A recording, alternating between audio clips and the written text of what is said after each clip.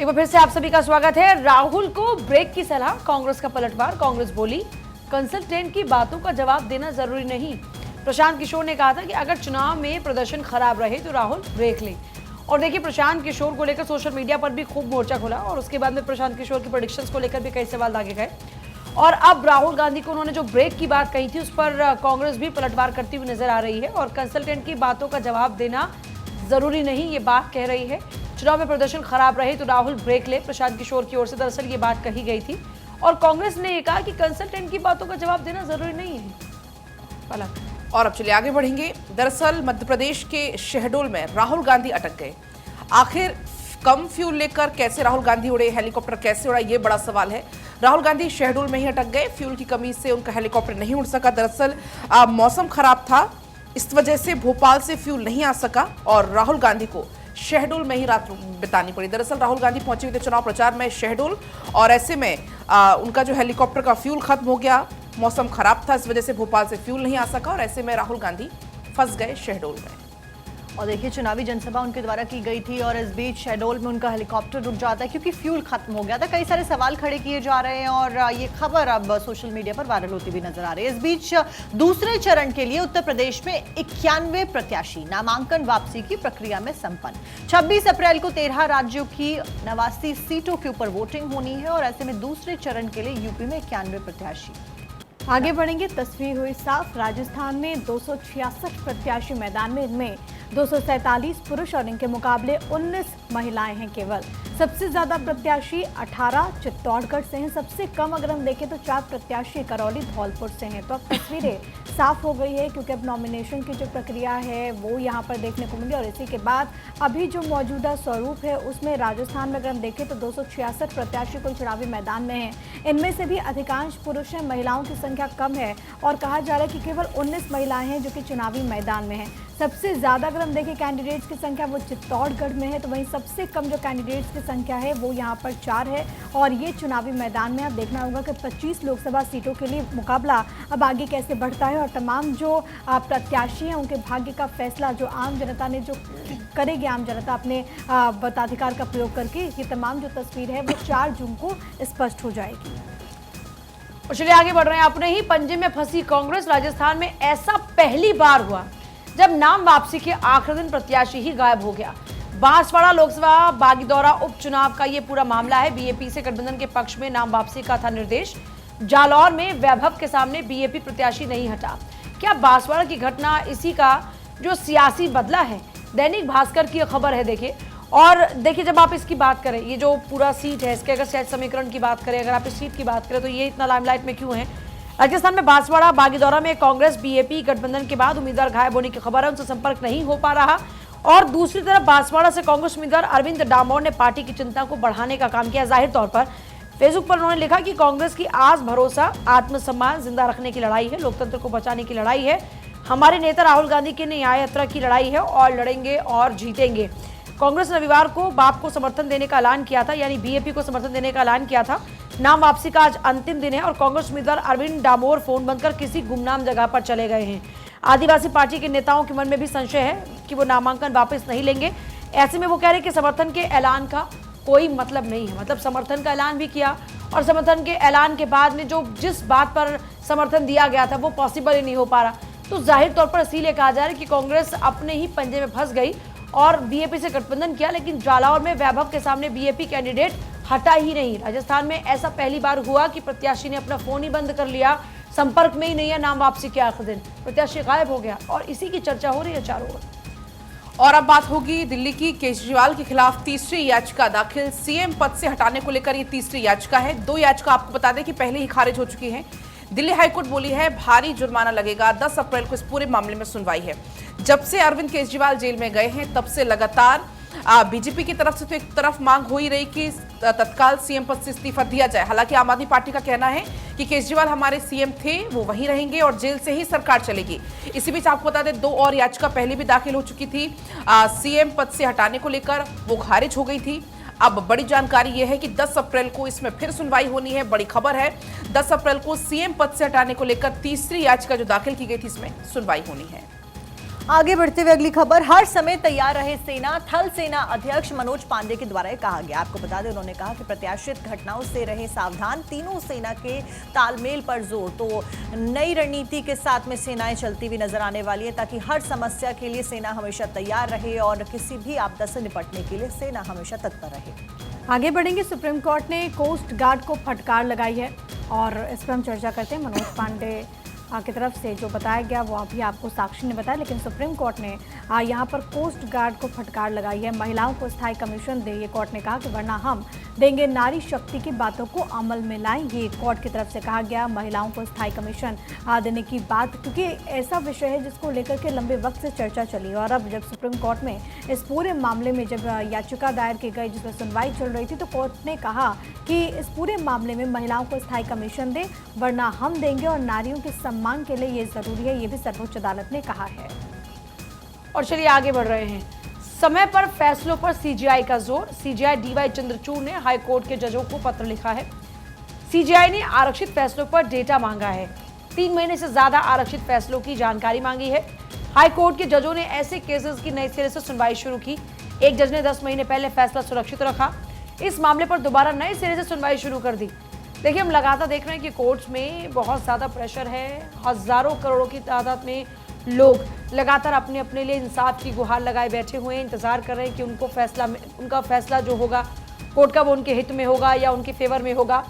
लेकिन दूसरी तरफ हम देख रहे हैं कि अब भी कई मामले लंबित हैं और अभी अगर सीजीआई की बात करते हैं, डीवाई चंद्रचूड़ का ये पूरा जोर है कि लोगों को समय पर इंसाफ मिले। हालांकि वो बताते हैं कि कितना ज़्यादा प्रेशर कोर्ट में है जजेस के ऊपर और किस तरह से बहुत सारे चैलेंजेस भी हैं, लेकिन अब उन्होंने जो आरक्षित फैसले हैं उन पर अपना पूरा डेटा मांगा है। 3 महीने से ज़्यादा आरक्षित फैसलों की डिटेल्स उनकी तरफ से तलब की गई। जजों ने इन केसेस के नए सिरे से क्योंकि जो है सुनवाई शुरू की। एक मामला 10 महीने तक फैसला रिजर्व रखने का है कि पहले मामला जो था उसको रिजर्व रख लिया और उसके बाद उसको फिर से जो सुनवाई है वो शुरू कर दी, जिस कारण से जो सीजीआई है वो पूरा डेटा मांग रहे हैं कि बताइए आपने अब तक कितने केसेस के जो डिसीजंस हैं उनको रिजर्व रखा है। आगे बढ़ते और अब आगे बढ़ेंगे, बात म्यांमार की होगी, जहां पर आपको बता दें कि सेना के भर्ती के लिए यहां पर नहीं आ रहे लोग, मना करने वालों को जेल भेजा जा रहा है। सरकार युवाओं पर जबरन दबाव बना रही है। जिन रोहिंग्याओं का दमन किया गया विद्रोहियों के खात्मे के लिए, उन्हीं की भर्ती अब यहां पर होने लगी है। तो बड़ी जानकारी ये है म्यांमार से, जहां पर सेना की भर्ती के लिए लोग नहीं आ रहे, मना जो कर रहे हैं उनको जेल भेजा जा रहा है। तो आप समझ सकते हैं क्या कुछ स्थिति वहां पर फिलहाल है। सरकार युवाओं पर जबरन दबाव बना रही है, जबरन भर्ती का दबाव युवाओं पर बनाया जा रहा है और जिन रोहिंग्याओं का कभी दमन किया गया विद्रोहियों के खात्मे के लिए, अब उन्हीं की भर्ती की प्रक्रिया यहां पर चल रही है। अगली खबर का रुख करते हैं। बाबा तरसेम सिंह हत्याकांड के मामले में एसटीएफ को सफलता मिली है। बड़ी खबर सामने आ रही है। हत्या का आरोपी अमरजीत सिंह मुठभेड़ में ढेर कर दिया गया। उत्तराखंड एसटीएफ और हरिद्वार पुलिस ने ढेर किया है बड़ा ऑपरेशन। अमरजीत सिंह का दूसरा साथी फरार बताया जा रहा है, जिसको लेकर तलाश लगातार जारी है और तस्वीरें भी सामने आई है। मुठभेड़ में मारे गए अमरजीत पर था 1 लाख का इनाम। आरोपी अमरजीत सिंह पर 16 आपराधिक मामले दर्ज है। कुल मिलाकर 28 मार्च को हुई थी बाबा तरसेम सिंह की हत्या। डेरा कार सेवा के प्रमुख थे बाबा तरसेम सिंह और उधमपुर के नानक मत्ता गुरुद्वारे में तैनात थे तरसेम सिंह और उनकी हत्या कर दी गई थी। फिलहाल ये बड़ा ऑपरेशन पुलिस के द्वारा किया गया है और ये बड़ी उपलब्धि, यहाँ पर बड़ी सफलता एसटीएफ को मिली है। अमरजीत पर था 1 लाख रुपए का इनाम, फिलहाल ढेर कर दिया गया। आपको बता दें, बड़ी खबर सामने आ रही है। बाबा तरसेम सिंह के हत्याकांड में एसटीएफ को सफलता मिली है। हत्या के आरोपी अमरजीत सिंह मुठभेड़ में ढेर कर दिया गया है। उत्तराखंड एसटीएफ और हरिद्वार पुलिस ने ऑपरेशन चलाया और उसके बाद इस व्यक्ति को ढेर किया गया। अमरजीत सिंह का दूसरा साथी फिलहाल फरार बताया जा रहा है। प्रिया, बिल्कुल, ये बड़ी खबर आके टीवी स्क्रीन पर और बीते दिनों ये बड़ी घटना घटी थी और वो तस्वीरें भी भारत 24 ने आप तक पहुंचाया था कि किस तरीके से इस बड़ी घटना को अंजाम दिया जाता है। हत्या का आरोपी अमरजीत बताया जा रहा है, मुठभेड़ में उसे ढेर कर दिया गया। दरअसल गुप्त सूचना के आधार पर एक कार्रवाई की गई। अमरजीत सिंह का जो दूसरा साथी है वो फरार बताया जा रहा है, जिसको पकड़ने के लिए अलग अलग जगहों पर पुलिस की तरफ से दबिश दी जा रही है। अमरजीत पर 1 लाख का इनाम रखा गया था। आपको ये बताते चले कि एक बड़ी घटना जब घटी उसके बाद एसटीएफ का गठन होता है। इस पूरे मामले में लगातार तहकीकात की जाती है। अमरजीत सिंह का नाम सामने आया था और उसके बाद पुलिस की तरफ से लगातार अलग अलग जगहों पर छापेमारी कार्रवाई की गई, लेकिन अमरजीत अभी तक फरार चल रहा था। लेकिन उसके बाद जब जानकारी मिलती है तो वहां पर दोनों तरफ से फायरिंग होती है और इसमें पुलिस को एक बड़ी सफलता हासिल हुई है। पुलिस ने अमरजीत को ढेर कर दिया, लेकिन इस दौरान जो उसका दूसरा साथी था जो कि उसके साथ मौजूद था वो भागने में सफल रहा और अब पुलिस उसको पकड़ने के लिए अलग अलग जगहों पर दबिश दे रही। उत्तराखंड एसटीएफ और हरिद्वार पुलिस को एक बड़ी सफलता मिली है, क्योंकि आज जिस तरीके से उत्तराखंड के उधमपुर में एक बड़ी घटना को अंजाम दिया जाता है, जिस तरीके से वीडियोस निकल करके सामने आए थे, उसके बाद तमाम तरह के सवाल उठ रहे थे और इसको लेकर के पुलिस तत्परता के साथ उसके बाद जांच में जुट गई। जांच के दौरान कई बातें निकल करके सामने आई और इस दौरान जब अमरजीत का नाम सामने आया तो पुलिस की तरफ से अलग अलग जगहों पर दबिश दी गई, लेकिन अमरजीत को यहाँ पर ढेर कर दिया गया है। बाकी का जो उसके साथ जो लोग जुड़े हुए थे उनको पकड़ने के लिए अलग अलग जगहों पर दबिश दी जा रही है। पूछताछ पुलिस अब आगे बढ़ा रही है, लेकिन अब देखना होगा कि आगे जो पूरी इन्वेस्टिगेशन है वो किस तरीके से बढ़ती है। अमरजीत पर 1 लाख का इनाम भी पुलिस की तरफ से रखा गया था और अब मुठभेड़ के बाद अमरजीत को ढेर कर दिया गया है। ये बड़ी जानकारी आपके टीवी स्क्रीन पर। चलिए आगे बढ़ रहे हैं और बात होगी अगली खबर की और एक डेटा की बात होगी जिसमें देश में 40% पुरुष और 59% महिलाएं हिट नहीं, आधे हिट नहीं यानी फिट नहीं, आधे भारतीय फिट नहीं है। हर 5वें इंसान को बीपी की प्रॉब्लम है, महिलाओं में खास तौर पर तनाव है यानी डिप्रेशन है। भारतीयों में लाइफस्टाइल से जुड़ी बीमारियां लगातार बढ़ रही हैं। अगर 60 सालों की बात करें, 60 साल से ऊपर के जो लोग हैं खास तौर पर, उनमें बीपी की यानी ब्लड प्रेशर की बीमारी बहुत ज्यादा है। फलक आपको बिल्कुल, दैनिक भास्कर का ये सर्वे है दरअसल पूजा, जिसमें 60 साल के ऊपर आधे लोगों को बीपी की बीमारी है। ये सर्वे में आया है। बुजुर्गों की लाइफस्टाइल बीमारी सबसे ज्यादा है। देश में आधे बुजुर्ग यानी कि 48% हैं जिसमें बीपी की बीमारी है। 38% को डायबिटीज है, 30% को कोलेस्ट्रॉल की समस्या है। तो ये रिपोर्ट में ये दावा किया गया है। और इसमें जानकारी अगर हम दें तो 8% लोगों को थायराइड की समस्या है और इसके अलावा आपको बता दें दुनिया भर में होने वाली कुल मौत में 80% लाइफस्टाइल ही वजह होती है, क्योंकि ये डेटा भी लगातार हमको आपको दिखा भी रहे हैं। दरअसल आपको बता दें जहां पर 40% पुरुष फिट नहीं है, 59% इसमें महिलाएं शामिल हैं। इनमें से जो 16% है वो महिलाएं और पुरुष वो परेशान है। हर 6ठी महिला मोटापे का शिकार है, लेकिन सबसे ज्यादा चौंकाने वाली बात महिलाओं में मानसिक स्वास्थ्य जो कि खराब होना है, ये सबसे ज्यादा वजह महिलाओं में सामने आई है। 2021 की बात करें तो 25% महिलाएं किसी न किसी वजह से तनाव का कारण में झेल रही हैं। वो सिर्फ 2 साल में ये बढ़कर 25% से 35% हो गया है। और अब आगे बढ़ेंगे। दिल्ली से खबर है जहां पर टीएमसी सांसदों का विरोध प्रदर्शन सामने आया है। दरअसल चुनाव आयोग ने दफ्तर के बाहर किया है प्रदर्शन। केंद्रीय एजेंसियों पर बेवजह परेशान करने का आरोप लगाया गया है। तो बड़ी जानकारी है दिल्ली से, जहां पर टीएमसी सांसदों के विरोध प्रदर्शन देखने को मिल रहा है। चुनाव आयोग के दफ्तर के बाहर प्रदर्शन हुआ है और अमर उजाला में फ्रंट पेज पर ही ये तस्वीर है जो इस वक्त आप देख भी पा रहे हैं। और आयोग के कार्यालय के सामने धरना, टीएमसी नेताओं को दिल्ली पुलिस ने हिरासत में लिया। केंद्रीय जांच एजेंसी सीबीआई, एनआईए, ईडी और आयकर विभाग के प्रमुखों को बदलने की मांग को लेकर चुनाव आयोग कार्यालय के बाहर 24 घंटे के धरने पर बैठे तृणमूल कांग्रेस के नेताओं को दिल्ली पुलिस ने सोमवार को हिरासत में ले लिया। इनमें सांसद डेरेक ओब्रायन रहे, मोहम्मद नदीमुल हक रहे, डोला सेन, साकेत गोखले, सागरिका घोष, विधायक विवेक गुप्ता, पूर्व सांसद अर्पिता घोष, शांतनु सेन और अबीर रंजन विश्वास, सुदीप राहा शामिल रहे। उन्होंने आरोप लगाया कि पुलिस ने जबरदस्ती उठाया। हम में से जो कुछ साथी थे वो गिर भी गए। डोला सेन के पैर में चोट लगी है। तृणमूल ने आरोप लगाया कि जांच एजेंसी भाजपा नीति केंद्र सरकार के इशारे पर विपक्षी दलों को निशाना बना रही है। साक्षी आगे बढ़ते हुए अगली खबर, मालेगांव बम ब्लास्ट के पूरे मामले में एनआईए कोर्ट का आदेश सामने आया है। आरोपी प्रज्ञा ठाकुर को स्टेटमेंट दर्ज कराने के लिए पेश होने का आदेश फिलहाल दे दिया गया। दरअसल एनआईए कोर्ट ने 20 अप्रैल को पेश होने का दिया आदेश फिलहाल प्रज्ञा ठाकुर को। मालेगांव बम ब्लास्ट का केस का ये पूरा मामला, जिसमें नेशनल इन्वेस्टिगेशन एजेंसी कोर्ट का आदेश सामने आया कि 20 अप्रैल पर आपको आना है और आरोपी प्रज्ञा ठाकुर को अपना स्टेटमेंट देना है। भोपाल से सांसद हैं प्रज्ञा ठाकुर और अब कहा गया है कि उनको आना होगा। एनआईए ने इस पूरे मामले में पहले उनको तलब किया था और अब 20 अप्रैल को पेश होने के आदेश दिए गए। आगे बढ़ेंगे। यूपी से बड़ी खबर, एल्विश यादव के फोन की जांच जारी है। एल्विश यादव यूट्यूबर और ओटीटी बिग बॉस प्लेटफॉर्म के विनर, जिनकी मुश्किलें बढ़ती हुई और अब जानकारी ये सामने आ रही है कि एल्विश यादव का जो मोबाइल है उनकी इन्वेस्टिगेशन चल रही है। गाजियाबाद लैब उसे भेजा गया है, डेटा रिकवरी के लिए लैब भेजा गया। Mobile chat, photos, video delete करने का अंदेशा है। एल्विश पर सांपों का जहर सप्लाई करने का आरोप है। आपको याद होगा कि किस तरीके से इस पूरे मामले में एलविश यादव की तरफ से कहा गया कि उन्होंने कुछ नहीं किया है, लेकिन जिस तरीके से एफएसएल की रिपोर्ट भी सामने आई, हालांकि बीच में अरेस्टिंग भी हुई एलविश यादव की, लेकिन अब इस पूरे मामले में जो फ़ोन बरामद हुआ है, कहा जा रहा है कि एलविश यादव ने उस फ़ोन से अहम जो डेटा है उसको डिलीट कर दिया, जिसके बाद इस फ़ोन को हासिल करने के बाद गाजियाबाद के लैब भेजा गया है। वहाँ से अब इन्वेस्टिगेशन आगे बढ़ेगी और अब देखना होगा कि फ़ोन से वो जो तमाम डेटा है उसको रिकवर करने के बाद पुलिस की जो आगे की कार्रवाई है वो कैसे बढ़ती है, क्योंकि रेव पार्टी में जहर सप्लाई करने का, सांपों का जहर सप्लाई करने का गंभीर आरोप है बिग बॉस ओटीटी प्लेटफॉर्म के विनर और यूट्यूबर एलविश यादव पर। और देखिए, एलविश यादव की मुश्किलें हैं कि लगातार बढ़ती जा रही हैं और एलविश यादव की मुश्किलें कम होने का नाम नहीं ले रही और ऐसे में उनके खिलाफ में सबूत जुटाए जा रहे हैं। आगे बढ़ते हुए बात होगी, हाईवे पर जगुआर, सांचौर, तेजस जैसे फाइटर प्लेन उतारे गए। पाक सीमा से 40 किलोमीटर पहले शक्ति प्रदर्शन, 33 करोड़ में बनी हाईवे हवाई ये पट्टी जिस पर जगुआर उतरा, वो तस्वीरें भी आपने देखी और बेहद शानदार है, जिसमें देश की ताकत नजर आई। और 33 करोड़ में बनी हवाई पट्टी जिस पर सांचौर, तेजस जैसे फाइटर प्लेन्स भी उतरे और हाईवे पर जगुआर भी उतरा। पाक सीमा से महज 40 किलोमीटर पहले ये शक्ति प्रदर्शन, जिसमें 33 करोड़ की हवाई पट्टी जो बनकर तैयार हुई, इस पर तमाम जो हमारे फाइटर जेट्स हैं, जिनमें सांचौर, तेजस जैसे जो फाइटर प्लेन्स थे, वो नजर आए। और अब चलिए आगे बढ़ेंगे। शोपिया में आतंकियों ने गैर कश्मीरी को गोली मारी है। दिल्ली में रहने वाला ये ड्राइवर है जिसका नाम परमजीत बताया जा रहा है।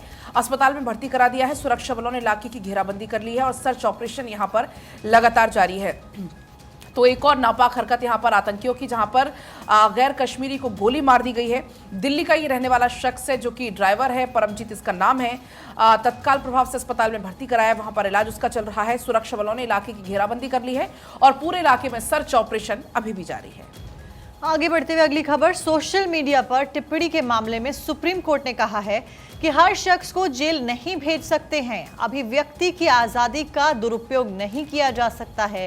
हिंदुस्तान की यह खबर। और सोशल मीडिया पर टिप्पणी के मामले में तो हर किसी को जेल नहीं भेजा जा सकता है और ये बात सुप्रीम कोर्ट ने फिलहाल स्पष्ट कर दी है। देखिए, मेरे पास इस वक्त एनबीटी है और नवभारत ने पहले ही पेज में इस खबर को जगह दी है, जिसमें कहा गया है कि चुनाव से पहले कई लोग जेल में होंगे। सोशल मीडिया पर टिप्पणी करने वालों को अगर इस तरीके से जेल में भरना शुरू कर दिया जाएगा तो चुनाव से पहले कई लोग ऐसे होंगे जिनको जेल में रहना होगा।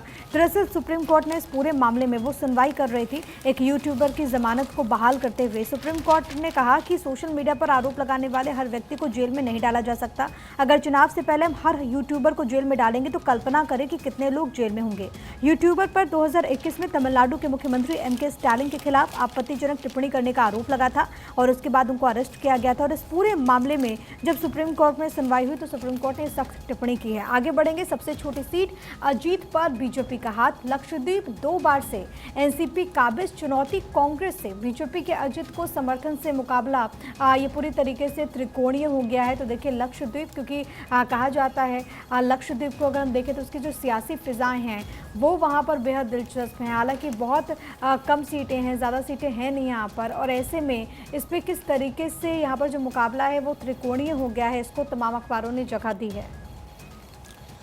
चलिए आगे बढ़ते हुए बात होगी सूर्य ग्रहण की। मैक्सिको में पूर्ण सूर्य ग्रहण का दुर्लभ नज़ारा देखने को मिला। दोपहर के 11 बजे अंधेरा, 54 साल बाद सबसे लंबा ग्रहण आदित्य L1 ने कैप्चर की खास तस्वीरें। और देखिए, अब भारत की बात करें तो लगभग रात को 9:15 बजे सूर्य ग्रहण का आगाज़ हुआ। तो यानी यहाँ पर सूर्य ग्रहण नज़र नहीं आया, लेकिन मैक्सिको की अगर बात करते हैं तो वहाँ पर ये दुर्लभ तस्वीरें सामने आई, जिसमें सबसे लंबा रहा, क्योंकि लगभग 4 से 5 घंटे का ये सूर्य ग्रहण रहा, जिसकी तस्वीरें मैक्सिको में कैद हुई। सूर्य ग्रहण का दुर्लभ नज़ारा वहाँ पर देखने के लिए मिला। और अब आगे बढ़ेंगे, बात होगी रामनवमी की। 17 अप्रैल को दोपहर 12 बजे शुभ संयोग बन रहा है। इसी रामनवमी के दिन आपको बता दें रामलला के सूर्य तिलक की तैयारी है। ट्रायल इसका हो चुका है, सफल ट्रायल हो गया है। तीसरी मंजिल पर लगे हुए ऑप्टोमैकेनिकल सिस्टम, इसका प्रसारण होगा। आपको बता दें 100 LED स्क्रीन से अयोध्या में इसका प्रसारण किया जाएगा। दैनिक भास्कर बाकायदा इसमें ग्राफ बनाकर दिखाई भी गया है कि किस तरीके से जो सूर्य की किरण है वो रामलला के ललाट तक पहुंचेगी। दरअसल तीसरी मंजिल जहां पर दर्पण लगाया हुआ है, लेंस 1, लेंस 2, लेंस 3 ये लगाए हुए हैं दूसरी और तीसरी मंजिल पर। तो 3 मंजिल पर 3 लेंस लगाए हुए हैं और यहाँ पर एक रिफ्लेक्टर बॉक्स होगा जिसमें एक मुख्य लेंस होगा जो कि बिना बिजली के 19 गियर के जरिए ये काम करने वाला। जो दर्पण 2 होगा उसका काम होगा, ये गर्भगृह में रामलला के मस्तक के ठीक सामने ये होगा। इसमें सूरज की किरणें 3 लेंस और पाइप से टकराकर पहुंचेगी। तो बाकायदा पूरे ग्राफ के जरिए यहाँ पर समझाया गया है कि पहले लेंस से, जो पहले दर्पण से यहाँ से जो सूर्य की किरण है वो निकलते हुए और सीधा दूसरे और तीसरे लेंस से होते हुए रामलला के ललाट तक पहुंचेगी। और इसलिए कहा जा रहा है कि जो ट्रायल है वो सफल हो चुका है। 12 बजे शुभ संयोग बन रहा है 17 अप्रैल को।